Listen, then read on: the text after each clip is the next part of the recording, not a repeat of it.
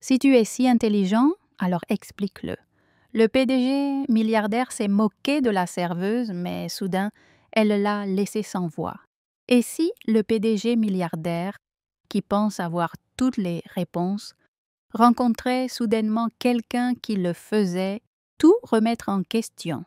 La cloche au-dessus de la porte du restaurant tintait, coupant le bourdonnement des bavardages nocturnes et le grésillement du bacon sur le grill. Chloé Saunders, 28 ans, s'est essuyé les mains sur son tablier taché de ketchup et a pris une nouvelle cafetière. Sa queue de cheval blonde se balançait tandis qu'elle bougeait, ses yeux noisettes scrutant la pièce avec un manque de pratique. Le restaurant de Rosie était son domaine, un havre de paix ouvert 24 heures sur 24 pour les camionneurs, les insomniaques et les âmes perdues occasionnelles.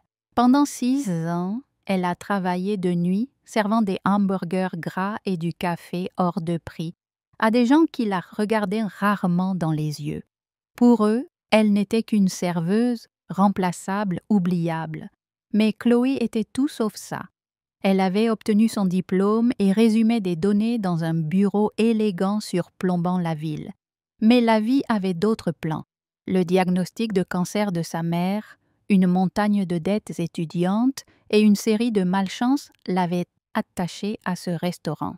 Chaque soir, alors qu'elle remplissait des tasses à café et récurait les tables, elle sentait le poids de son potentiel inexploité peser sur sa poitrine. Ce soir, le restaurant était plus calme que d'habitude. Quelques camionneurs étaient assis au comptoir, échangeant des histoires à propos de la route. Un étudiant penché sur un ordinateur portable dans un coin, sirotant un milkshake. Et puis, il y avait lui, Richard Harris, le PDG milliardaire de Harris Tech, qui est arrivé comme s'il était le propriétaire des lieux. À 38 ans, Richard était une légende de la scène technologique de Boston, un magnat autodidacte dont les innovations logicielles avaient remodelé les industries. Avec sa mâchoire acérée, ses yeux bleus perçants et son costume Armani sur mesure, il était impossible de l'ignorer. Mais c'est son attitude qui a fait sursauter les gens, un mélange d'arrogance et de dédain qui semblait dire « Je suis meilleur que toi ». Et je le sais, Richard était un habitué de Rosie, même si personne ne savait pourquoi un homme comme lui fréquentait un bar comme celui-ci. Il s'asseyait toujours dans la même cabine, commandait le même café noir sans sucre, sans crème, et saluait à peine le personnel. Pour lui, le restaurant était une curiosité, un endroit où observer les gens du commun pendant qu'il travaillait sur son ordinateur portable. Il avait bâti un empire sur des algorithmes de pointe et une efficacité impitoyable, et il avait peu de patience pour ceux qui ne pouvaient pas suivre. Chloé s'est approchée de son stand, cafetière à la main. « Bonsoir, Monsieur Harris, comme d'habitude. » Richard n'a pas levé les yeux de son ordinateur portable. « Évidemment, » murmura-t-il, son ton dégoulinant d'impatience.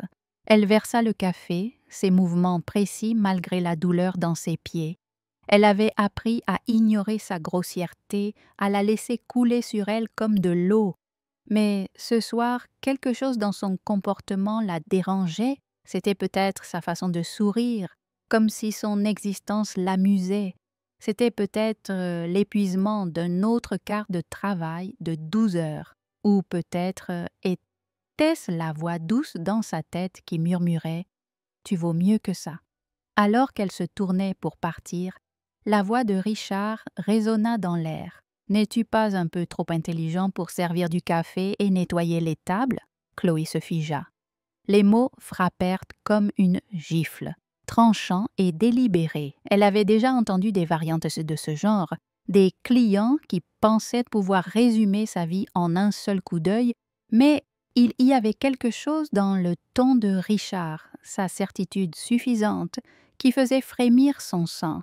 Elle se tourna lentement, forçant un sourire poli. « Excusez-moi, » dit-elle, sa voix ferme, mais teintée d'acier. Richard s'est penché en arrière dans sa cabine, ses yeux brillants de défi. « Allez, tu n'es pas comme le reste de ces gens, je peux le dire. Tu as l'air d'être destiné à quelque chose de plus grand. Alors pourquoi es-tu coincé ici à jouer au serviteur? Le restaurant semblait se taire, comme si l'air lui-même retenait son souffle. Le cœur de Chloé battait fort, mais elle gardait son sang-froid. Elle avait passé des années à ravaler sa fierté, mais ce soir, elle en avait fini. En fait, dit-elle en s'approchant, j'ai un diplôme d'économie de l'Université de Boston. Je suis ici pour rembourser mes prêts étudiants et m'occuper de ma mère malade. Parfois, la vie ne nous réserve pas les surprises qu'on attendait. Le sourire narquois de Richard s'élargit, mais une lueur de surprise passa dans ses yeux. Un vrai diplôme d'économie. Il rit d'un rire froid et dédaigneux. Alors, prouve-le-moi. Si tu es si intelligente, explique-moi ça. Il fit pivoter son ordinateur portable vers elle, révélant une feuille de calcul dense remplie de données boursières et une stratégie d'investissement qui semblait digne d'une salle de réunion, pas d'un restaurant. Les chiffres dansaient sur l'écran. Indice de volatilité, évaluation des risques, rendement projeté. C'était le genre de problème qui pouvait déconcerter des analystes chevronnés, sans parler d'une serveuse. « Impressionne-moi » dit Richard en croisant les bras. « Ou es-tu juste une rhétorique ?» Le pouls de Chloé s'accéléra. Elle savait que c'était un piège, un jeu destiné à l'humilier. Richard, il ne s'attendait pas à ce qu'elle réussisse. Il s'attendait à ce qu'elle peine à prouver qu'elle était dépassée. Mais elle savait aussi que c'était son moment, l'occasion de faire taire ses doutes, non seulement les siens, mais aussi les siens. Elle posa la cafetière sur la table et se pencha sur l'ordinateur portable, scrutant les données du regard. Les chiffres étaient complexes mais familiers. Elle avait passé des années à étudier les marchés, à analyser les tendances, même si ce n'était que dans son appartement exigu après ses heures de travail. Son esprit se mit en branle, reconstituant le puzzle. « D'accord, » dit-elle d'une voix calme mais ferme. « Décomposons tout ça. » Elle pointa l'écran du doigt, parcourant l'indice de volatilité. Cet indicateur montre l'instabilité du marché au cours du dernier trimestre. Il est élevé, ce qui signifie que votre portefeuille actuel comporte beaucoup de risques. Mais si vous regardez les tendances sectorielles, elle passa à un autre onglet, confiante dans ses mouvements, et vous verrez que les actions technologiques comme celles auxquelles Aristech est liée surperforment malgré la volatilité. C'est votre point de levier. Le sourire narquois de Richard s'estompa légèrement, mais il ne l'interrompit pas. Chloé continua, la voix posée, tandis qu'elle dévoilait ses stratégies. Votre modèle d'investissement est agressif, ce qui est logique pour quelqu'un comme vous, mais il est trop exposé aux fluctuations à court terme. En diversifiant vos investissements vers des actifs stables comme les obligations ou les obligations, vous réduisez le risque sans sacrifier les rendements. Et là, elle afficha une ligne de données. Vos projections sont erronées, car vous ne tenez pas compte de la dernière hausse des taux de la Fed. Si vous ajustez cela, votre modèle tient. Elle se redressa et croisa son regard. Le restaurant était silencieux, les camionneurs et l'étudiant observant de leur côté. Richard la fixa, l'air indéchiffrable. Un instant, elle crut qu'elle était allée trop loin pour qu'il rit ou s'emporte. Mais il reprit la parole, la voix plus basse qu'avant. « Vous comprenez vraiment ce genre de choses, » dit-il, presque pour lui-même. Chloé hocha la tête, le menton levé. « Mais je choisis de ne pas l'utiliser dans un monde qui ne valorise que le pouvoir et la richesse. Je suis ici parce que la vie m'a donné un chemin différent, mais ça ne veut pas dire que je suis moins capable que toi. » Les mots restèrent suspendus dans l'air, tranchants et inflexibles. Richard cligna des yeux comme s'il la voyait pour la première fois. Son arrogance, sa certitude semblèrent se fissurer l'espace d'un instant. Chloé se retourna et retourna au comptoir, les mains tremblantes, mais la tête haute. Elle n'avait pas besoin de son approbation. Elle avait prouvé sa valeur à elle-même. Les jours suivants passèrent dans un flou. Chloé se plongea dans ses services, essayant de chasser le souvenir de cette nuit-là. Mais quelque chose avait changé en elle. Pendant des années, elle avait enfoui ses ambitions, se persuader que ses rêves étaient hors de portée. Tenir tête à Richard avait ravivé une étincelle, un rappel de qui elle était, de qui elle pouvait être. Elle recommença à postuler, dépoussiérant son CV et contactant des sociétés financières à Boston. Le processus était intimidant, mais elle se sentait vivante comme elle ne l'avait pas ressenti depuis des années. Elle n'était pas qu'une serveuse, elle était Chloé. Saunders et elle étaient prêtes à se battre pour son avenir. Pendant ce temps, Richard ne cessait de penser à elle. Il avait bâti son empire sur la logique et le contrôle, mais les paroles de Chloé l'avaient ébranlé. Elle avait percé à jour sa stratégie et son propre visage comme personne d'autre. Sa lucidité, sa conviction avaient révélé un angle mort dans sa pensée. Pour la première fois depuis des années, il se sentait petit. Il retourna au restaurant une semaine plus tard, non pas pour un café, mais pour elle. La cloche tinta lorsqu'il entra, son arrogance habituelle tempérée par quelque chose de nouveau, l'incertitude. Chloé essuyait le comptoir, son tablier plus taché que jamais. Elle leva les yeux, la air réservé. « Monsieur Harris, » dit-elle d'un ton neutre. « Un café noir ?»« Non, » dit-il en s'éclaircissant la gorge. « Je suis là pour parler. » Elle haussa un sourcil mais continua d'essuyer le comptoir. « De quoi ?» Il hésita puis se pencha en avant, la voix basse. « Ce soir-là, ce que tu as dit sur ma stratégie, j'ai fait les calculs. Tu avais raison. J'ai ajusté le modèle et ça porte déjà ses fruits. Je suis dans le coup depuis des années et personne ne l'a jamais décomposé comme ça.